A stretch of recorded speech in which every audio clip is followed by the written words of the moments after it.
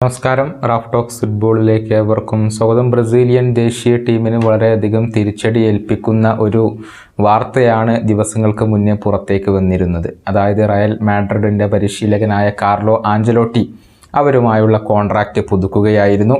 വരുന്ന സമ്മറിൽ അദ്ദേഹത്തെ കൊണ്ടുവരാൻ കഴിയും എന്നുള്ള ഒരു ഉറച്ച പ്രതീക്ഷയിലായിരുന്നു ബ്രസീലിൻ്റെ ദേശീയ ടീം ഉണ്ടായിരുന്നത്. എന്നാൽ ഈ ഇറ്റാലിയൻ പരിശീലകൻ റയൽ മാഡ്രിഡിൽ തന്നെ തുടരാൻ തീരുമാനിക്കുകയായിരുന്നു. നിലവിൽ ബ്രസീൽ ദേശീയ ടീമിൻ്റെ പരിശീലകനായിക്കൊണ്ട് ഉള്ളത് ഫെർണാണ്ടോ ഡെനിസ് ആണ്. എന്നാൽ അദ്ദേഹത്തിന് കീഴിൽ വളരെ മോശം പ്രകടനമാണ് ഇപ്പോൾ ബ്രസീൽ നടത്തിക്കൊണ്ടിരിക്കുന്നത്.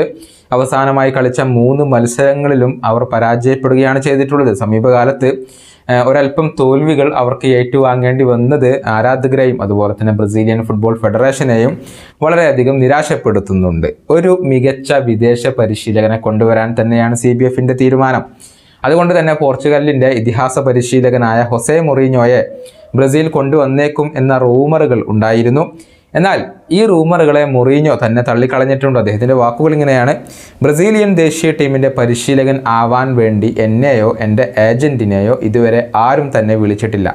ഇതായിരുന്നു മൊറീഞ്ഞോ പറഞ്ഞിരുന്നത്. അതായത് ബ്രസീലിയൻ ഫുട്ബോൾ ഫെഡറേഷൻ മൊറീഞ്ഞോക്ക് വേണ്ടി ശ്രമങ്ങൾ ഒന്നും നടത്തിയിട്ടില്ല എന്നുള്ളത് വ്യക്തമാകുന്നുണ്ട്. നിലവിൽ ഇറ്റാലിയൻ ക്ലബ്ബായ AS റോമയുടെ പരിശീലകനാണ് ഹൊസെ മൊറീഞ്ഞോ.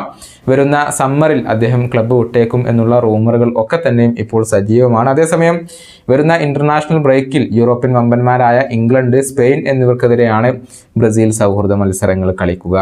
ഈ വീഡിയോയുടെ അവസാനിപ്പിക്കുന്നു. വീണ്ടും കാണാം.